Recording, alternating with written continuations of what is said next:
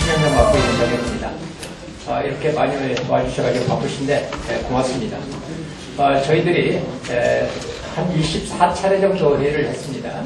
그래서 굉장히 많은 토론을 했고, 그래서 만든 안이라고 볼 수가 있습니다. 오늘 토론회를 통해서 여러분들이 좀 잘 살펴주시고, 저희들이 이제 그 의견 수렴 시간을 한 일주일 정도 가질 생각입니다. 그래서 그 기간 동안 저희들한테 또 의견을 주시면 또 반영을 하겠습니다. 그 혁신이 발표와 관련해서, 안 발표와 관련해서 혁신에 대한 제 간단한 취지랄까 그런 걸 말씀을 드리겠습니다. 제가 보기에는 민주당이 대선 패배 이후 왜 혁신을 안 하냐, 혁신을 빨리 뭔가 확 바꿔야 되지 않느냐, 그런 요구가 상당히 강했습니다. 물론 혁신을 가장 빨리, 가장 강하게 하는 것은 아마 민주당의 어떤 간판 같은 것을 바꾸는 일이 될 것 같습니다.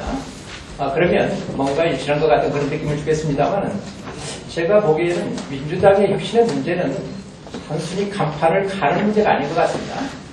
오히려 민주당이라는 어떤 그 근본적인 집, 간판이 아니라 간판을 거는 집 자체를 뭔가 새롭게 다시 짓는 그런 모습이어야 되는 게 아닌가라고 생각이 듭니다. 그래서 저희들이 민주당의 근본적인 문제까지 검토를 하느라고 시간이 많이 걸렸습니다. 그래서 앞으로 대선이 5년 뒤에 있기 때문에 지금부터 차근차근 혁신을 하는 그런 과정이 필요하기 때문에 저희 혁신안은 오히려 굉장히 벽돌을 하나하나 쌓는다는 그런 기분으로 만들었습니다. 그렇기 때문에 이 혁신을 바탕으로 해서 앞으로 지속적으로 민주당이 혁신을 해나가는, 그러니까 다시 집을 다시 짓는, 간판을 이렇게 바꾸다는 그런 수준이 아니고, 그런 차원이 아니고 민주당이라는 집을 다시 짓는 그런 차원에서 혁신을 했으면 좋겠다는 그런 말씀을 드리고 싶습니다. 예, 고맙습니다. 안녕하십니까. 민주통합당 비상대책위원회 이사입니다. 이제 봄 기운이 완연합니다. 약동과 부활의 계절이 기다리고 있습니다. 민주통합당의 앞날도 계절과 같이 약동하면서 부활하리라 라는 기대 속에서 오늘 갖게 되는 이 뜻깊은 정치혁신위원회의 발표회를 저는 진심으로 축하의 말씀을 드리고, 준비에 차질없도록 만전을 기해 주신, 그리고 밤낮 없이 불철주야 노심초사하신 우리 정혜구 정치혁신위원장을 비롯한 정치혁신위원 한 분 한 분, 그리고 오늘 나와서 말씀해 주실 분들을 포함해서 이 모든 분께 따뜻한 격려와 위로의 박수를 한번 부탁드립니다. 질래야 질 수 없었던 선거, 대통령 선거에서 우리 졌습니다. 그래서 사직생의 각오로 거듭날 각오로 우리가 3개 위원회를 발족시켜가지고 출범을 했는데, 하나는 대선평가위원회를 하고, 그 다음에 지금 오늘 하시는 정치혁신위원회, 그 다음에 전당대 준비위원회, 이렇게 해서 다 차질 없이 지금 착착 진행 중에 있습니다. 특히 정치혁신은 여러분들이 여러 곳에서 왜 이렇게 빨리 혁신을 못하냐 라고 많은 분들이 얘기를 합니다. 잘 아시다시피 우리가 도깨비방맹이 가진 비상대권위원회도 아니고 비상대책위원회인데, 정치혁신의 프로그램도 없이 청사진도 없이 덮어놓고 뚝딱뚝딱 짓려면 리모델링 수준밖에 안 될 것 같아서, 지금 정혜구 위원장님 말씀하신 대로 완전한 재건축의 분위기까지 가는 그런 집을, 새로운 집을 짓고자 지금까지 노심초사했다라는 보고의 말씀이 아니고, 오늘을 계기로 민주당 무엇을 혁신해야 되는가, 그리고 근본적으로 무엇을 바꿔가야 되는가, 황골탈퇴 고수의 청사진이 그려지는 자리에 첫 시작이 되기를 다시 한번 빌어마지 않으시면서 다시 한번 축하의 말씀과 함께 참석하신 한 분 한 분에게 감사의 말씀을 드립니다. 감사합니다.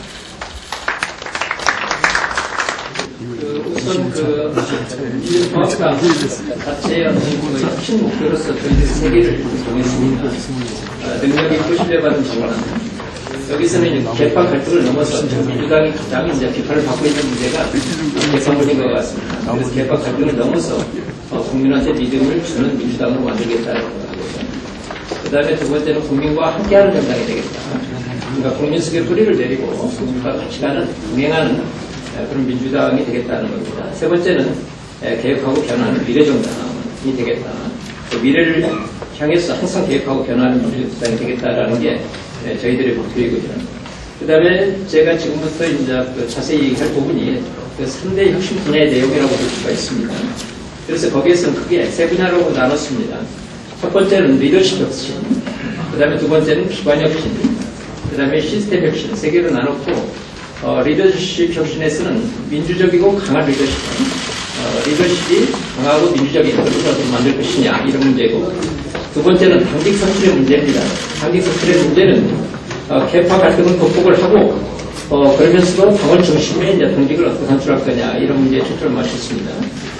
세 번째는 공직 후보 추천의 문제인데, 이것도 마찬가지로 계파 갈등은 극복하고, 공직 후보에서는 당원 중심이 아니고 당원과 국민 중심의 공직 후보를 추천하겠다는 게 그 핵심 내용이라고 볼 수가 있습니다. 그 다음에 기반 혁신은 뿌리 깊은 민주당, 그래서 권린 당원 중심이, 그러니까 권린 당원이 상당히 지금 취약한 그런 상태가 되어 있기 때문에 권리당원 중심으로 해서 민주당의 조직 기반을 다시 되살리겠다는 게 그 내용이라고 볼 수가 있습니다.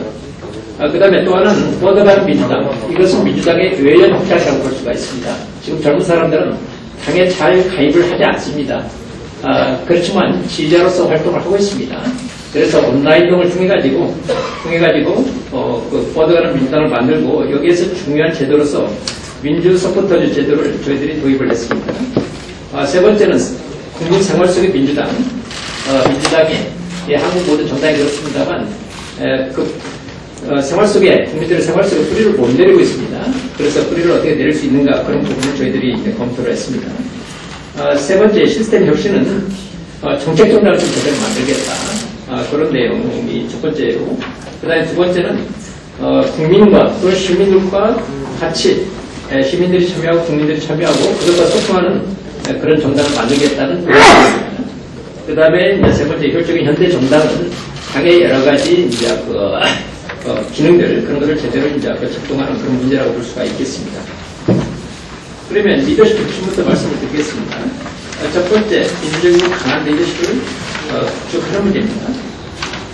아마 그 민주당의 가장 크다는 문제가 비민주적인 계파 갈등의 문화, 갈등과 그 문화, 그 다음에 집단 지대로 인한 무책임, 그 다음에 나눠 먹기식 당원력, 빈곤이 교체되는 지도부로 인한 불안정한 리더십, 이런 것이 공이 지적된 문제라고 볼 수가 있습니다. 그래서 이런 문제들을 해결하기 위해서 단일성 집단지도, 전에는 집단지도 제도였지 않습니까? 그것을 단일성 집단지제로 해서 당대표의 강력하고 안정적 리더십을 보장하기로 했고요.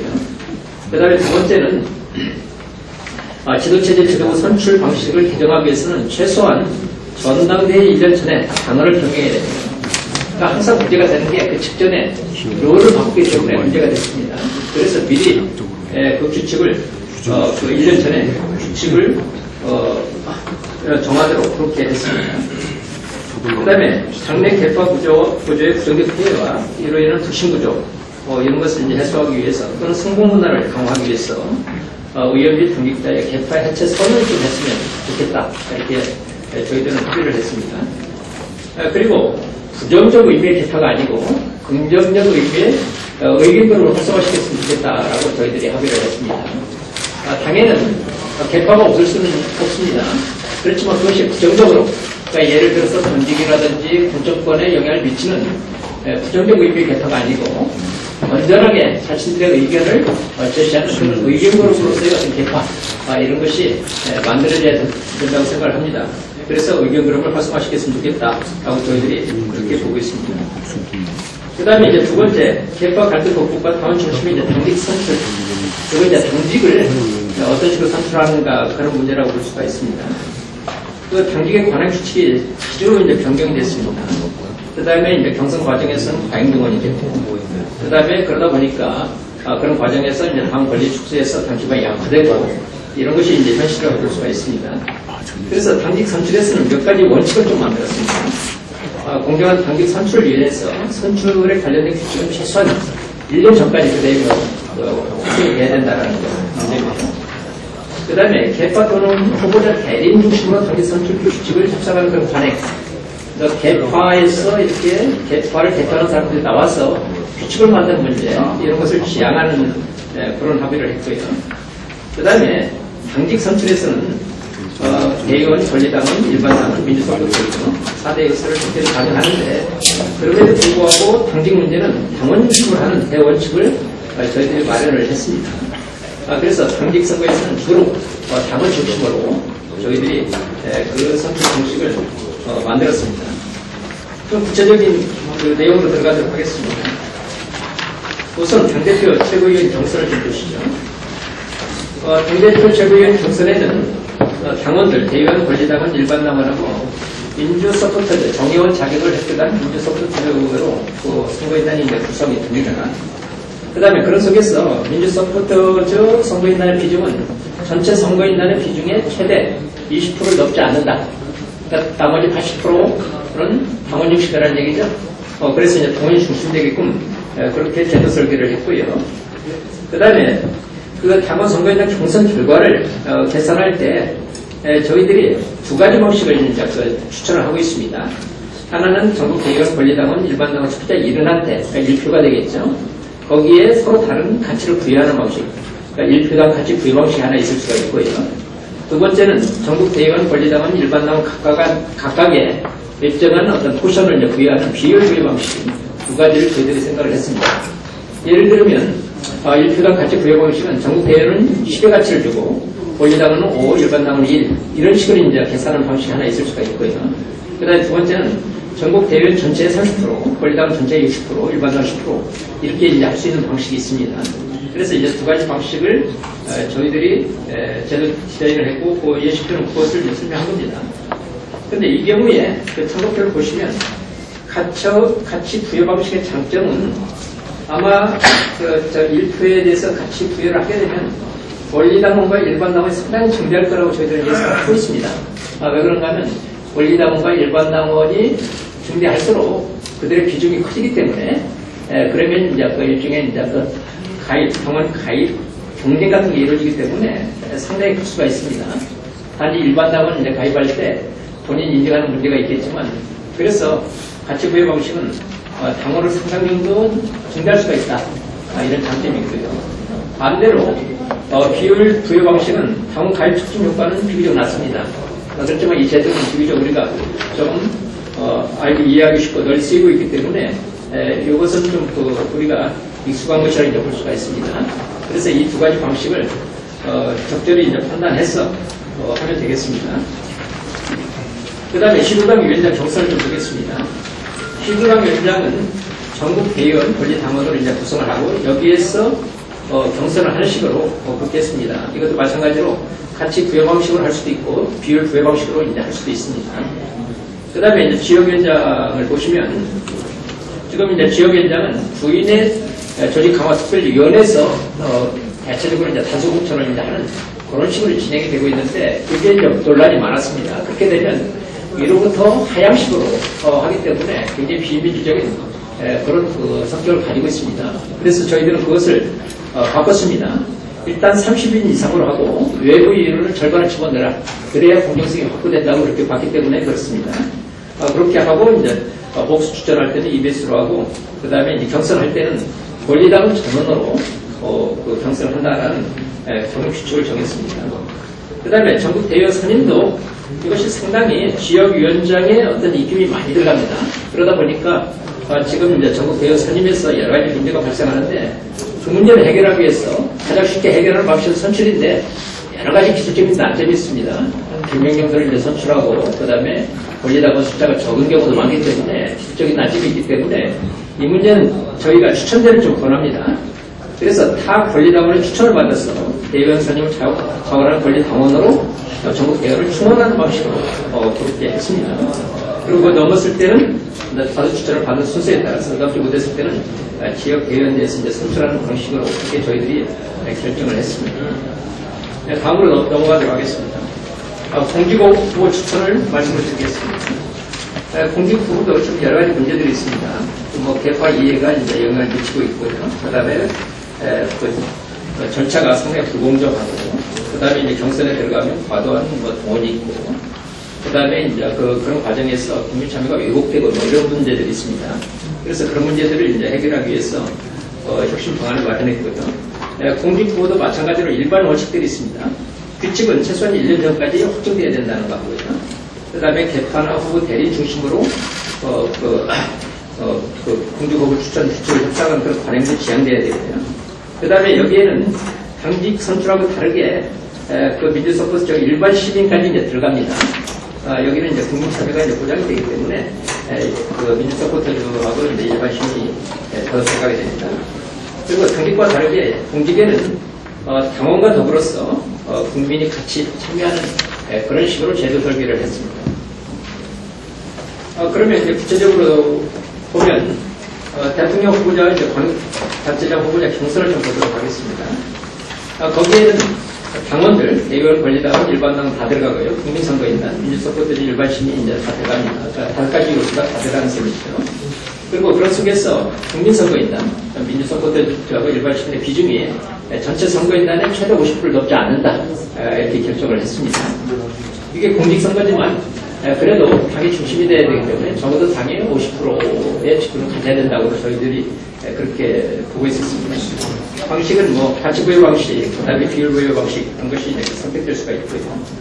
그 다음에 국회의원 후보자 공천을 보도록 하겠습니다. 지역구 국회의원은 일단은 공심위 구성하기 전에 공심위위원 선정위원회를 구성했습니다. 공심위를 이제 공정하게 구성하기 위해서 공심위위원 선정위원회를 구성해서 거기에서 추천을 받아서 공심위가 구성이 됩니다. 그리고 그 공심위가 30인으로 구성이 되는데 절반 이상을 외부인사입니다. 이래야 이제 공정성을 기할 수 있다. 그렇게 봤고요. 그 다음에 공천심사에서 1차에서는 도덕성과 정체성을 보고 2차에서는 기여도 의정활동 능력, 당선 가능성을 봅니다만 1차에서 탈락이 되면 2차로 이제 올라갈 수가 없습니다. 그 다음에 그 공심위 공천심사 과정에서 도덕성, 정체성, 기여도 의정활동 능력, 당선 가능성 여기에 대해서는 사전에 명확한 기준이 설정이 돼야 이게 좀 왜곡되지가 않습니다. 그래서 그런 기준이 사전에 이제 설정돼야 된다는 것을 저희들이 장치를 마련했습니다. 그 다음에 이제 경선에 이제 들어갈 경우에 경선은 당원하고 이제 일반 시민으로 이제 구성을 했습니다. 그래서 일반 시민의 비율은 최대 이제 50%를 넘지 못하는 그런 식으로 했고, 그 다음에 당원의 경선은 그 방식은 앞에서 얘기한 대로 두 가지 방식 중에서 선택할 수 있도록 그렇게 했습니다. 비례대표 국회의원은 봐주시죠. 이것도 마찬가지로 공심위 위원 선정위원회를 구성하고, 그 다음에 이제 공심위는 외부에서 절반 이상 포함해서 이것도 마찬가지로 30인 이상이 되도록 했습니다. 그 다음에 공천심사는 지역구 심사하고 같습니다. 그 다음에 광역의원 후보자 공천을 보시죠. 지역구 광역의원도 마찬가지로 공심위 위원 선정위원회가 구성이 되는데 지역에서는 공심위 구성을 30명이 아니라 20인으로 줄였습니다. 그 이후의 절차는 국회의원하고 이제 동의를 하고요. 그 다음에 경선할 때는 조금 다릅니다. 경선 시에는 그 선거인단 구상을 권리당원 중심으로 이렇게 그렇게 하도록 했습니다. 그런데 지역구에 따라서 그것만 되지 않을 경우에는 일반 당원도 포함할 수 있는 그런 가능성까지 열어놓았습니다. 그 다음에 비례대표 광역의원을 좀 보시죠. 마찬가지로 이제 공심위 위원 선정위원회를 이제 구성을 하고요. 20인 이상으로 이제 공심위위원회를 이제 구성을 합니다. 나머지는 뭐 다른 앞에 주장하고 이제 똑같다고 볼 수가 있습니다. 그래서 지금 이런 식으로 해서 당직과 공직선거에 있어가지고 거의 대부분 공정하고 그 심사 과정은 굉장히 공정하게 그렇게 만들었고, 그 다음에 경선 과정은 아래로부터 그 다음에 당원들 또는 어떤 일반 국민들이 참여해서 선출이 될 수 있도록 그렇게 제도 디자인을 했습니다. 그 다음에 두 번째로 기반 혁신을 보도록 하겠습니다. 이것은 당연히 조직 기반과 관계된 그런 문제인데, 첫 번째는 뿌리 깊은 민주당 권리당을 중심으로 개혁 혁신 방안을 마련을 했습니다. 그 혁신 배경은 뭐 제가 따로 얘기를 하지 않도록 하겠습니다. 방안을 보면 제가 이제 그 표를 하나 그렸을 겁니다. 권리 당원의 개념이 바뀝니다. 전에는 당비를 납부하기로 약정한 사람이 권리 당원이었는데 그것을 단지 약정이 아니라 실제로 권리 행사 시점에서부터 1년 사이에 6개월 이상 통지를 납부한 사람으로 이렇게 강화가 됩니다. 그렇게 강화돼야 그게 이제 권리 당으로서의 어떤 자격 개념이자 동시에 이제 권리 행사 자격 요건이 됩니다. 그리고 그것을 하지 못한 사람, 그러니까 일반 당으로 입당을 했거나 일반 당원은 단지 납부 약정이 없는 당원이거나 그렇지 않으면 권리당원의 행사, 권리행사 자격 요건을 갖추지 못한 사람이 일반 당원이 됩니다. 그래서 그 부분을 그렇게 했습니다. 그 다음에 지금 이제 당원이 허수가 상당히 많았습니다. 그래서 정부가 불일치한다거나 연락 부실을 일어나거든 일단은 전수조사를 해서 자격 정지시키도록 그렇게 했습니다. 그래서 당원이 이제 지원과 관련해서는 적어도 전국 선거가 있거나 전당대회를 할 경우는 전수조사를 한다. 이렇게 해서 당원 문제를 명확히 한다. 그걸 했고요. 그 다음에 당원을 제대로 관리하기 위해서 당원 지원국을 만들기로 했습니다. 그걸 새롭게 설치를 해서 당원들을 제대로 관리하고 당원 당비 납부를 제대로 안 하면 그걸 미리 통지를 해주고 그렇게 해서 당원들을 제대로 이제 관리할 수 있는 그런 시스템을 만들었습니다. 그 다음에 당원 대가 운동을 주기적으로 했으면 좋겠습니다. 지금 당원이 굉장히 약화되어 있기 때문에 그걸 강화시키기 위해서 주기적으로 대가 운동을 했으면 좋겠다 이런 겁니다. 그 다음에 두 번째는 민주 서포터 제도를 만들었습니다. 이 배경은 지금 민주당 당원이 상당히 고령화되고 있어서 상당히 약화되고 있습니다. 그리고 젊은 층을 중심으로 한 지지자 중심의 정치 참여 추세가 지금 중대하고 있기 때문에 그 점을 감안했고 또 정보통신 기술을 발전해서 온라인 참여의 어떤 가능성 이런 걸 고려해서 민주 서포터주 제도를 만들었습니다. 서포터주는 일단 서포터주는 이제 등록을 한 사람을 얘기합니다. 그리고 그 사람은 적어도 그 서포터주가 참정권을 가지려면 권리 행사 시점으로부터 3개월 이전에 등록을 하고 그 다음에 당의 온라인 활동 공간, 플랫폼 활동을 통해서 정해온 자격을 획득하면 전국선거, 다시 얘기하면 당대표와 최고위원 선거에 참여할 수가 있고 대통령 후보 경선에 참여할 수가 있습니다. 그래서 그런 제도를 만들어놨기 때문에 그런 제도를 충족하면, 조건을 충족하면 전국선거에 참여할 수가 있습니다. 그 다음에 세 번째는 국민 생활 속의 민주당, 국부리 조직을 이제 강화하는 겁니다. 지금 한국 정당, 민주당의 국부리 조직이 굉장히 약합니다. 그래서 그걸 강화시키기 위해서 지금 지역위원회 외에 대학별 대학생 지회, 그 다음에 직장별 또는 직장 소재지별 직장 지회를 설치하도록 그렇게 했습니다. 그리고 이 이들에 대해서는 시도당이나 중앙당의 대학생위원회나 직장위원회 그쪽에서 관리하도록 그렇게 만들었습니다. 그 다음에 또 하나는 지금 이제 국회의원 지역구에 당원협의회가 있습니다. 근데 더 내려가서 자치구식은, 그 다음 의견 등의 당원협의회를 만들고 그것을 활성화시키도록 그래야 저 아래까지 뿌리를 내릴 수가 있습니다. 그래서 그것을 하도록 만들고 지금 정당법상 그 지역위원회 당원협의회가 이의기구로 되어 있습니다. 그래서 이것을 법을 고쳐서 복식형 정당 조직으로 변경하고 그걸 통해서 지역위원회가 당원관리, 당원교육 이런 것들을 할 수 있도록 그렇게 관련법을 개정하고자 합니다. 모르겠습니다. 제가 볼 때는 우리 헌법에 정당 조항이 있어요. 그래서 정당 활동을 보장을 하는데 정당의 선발을 다 잘라놓고 있습니다. 그건 제가 볼 때 제 개인적으로는 헌법 위반이 아닌가라고 생각이 들 정도로 여러 가지 문제가 있습니다. 그렇기 때문에 당이 국민들 속에서 활동할 수 있도록 그런 만들어줘야 된다고 생각을 합니다. 그 다음에 시스템 혁신을 말씀을 드리겠습니다. 튼실한 정책정당의 이제 시스템은 당에서 가장 정책정당이 될 수 있도록 할 수 있는 기구는 민주정책연구원이라고 볼 수가 있습니다. 그런데 지금까지 정상적으로 운영되지가 않았습니다. 그래서 민주정책연구원의 기능 중에서 가장 중요한 기능을 선거를 대비할 수 있는 중장기 정책의 개발과 전략을 수립을 해서 적어도 전국 선거 때 과학적인 선거를 할 수 있도록 그렇게 만들어야 된다고 생각을 합니다. 그렇게 하기 위해서는 연구원이 자주 변경되거나 그렇지 않도록 하기 위해서 독립성이 보장이 돼야 됩니다. 그래서 연구원장은 추천이 연구원장 추천위원회에서 복수 추천하고 그 중에서 이제 그 이사장이 선임을 하면서 임기가 이제 보장이 됩니다. 그 다음에 재정과 인사는 당연히 이제 보장이 돼야 되고요. 그 다음에 연구원에 민주자료실이 설치가 되야 됩니다. 당의 자료가 제대로 수집이 안 되고 보관이 안 되고 있습니다. 그래서 이제 그런 걸 설치도록 하고, 그 다음에 정책위원회 혁신에서는 굉장히 중요한 것이 심의위원, 지금 새누리당은 이걸 실시를 하고 있습니다. 심의위원을 둬가지고 밖에서 들어오는 적극적인 여러 가지 어떤 민원들, 그런 것을 처리될 수 있도록 그렇게 만들었습니다. 연구 전문직 인사는 넘어가도록 하겠습니다. 그 다음에 활발한 참여 소통 시스템. 그것은 상당히 지금 참여, 그 다음에 소통에 취약합니다. 특히 이제 젊은 사람들의 참여 소통이 상당히 이제 취약하기 때문에 그걸 감안해서 두 가지 혁신 방안을 만들었습니다. 하나는 민주 미디어 센터를 설치하는 겁니다. 당의 대국민 대시민 언론 기구로서 민주 미디어 센터를 설치하고 여기에서는 인터넷 신문, 방송국, 그다음에 팟캐스트, 오프라인 신문 등 이런 것을 발행하는 기능을 수행을 합니다. 이렇게 함으로써 당과 그다음에 시민, 당과 국민들이 서로 소통할 수 있는 기구를 만들고요. 그다음에 온라인 소통 본부를 설치를 합니다.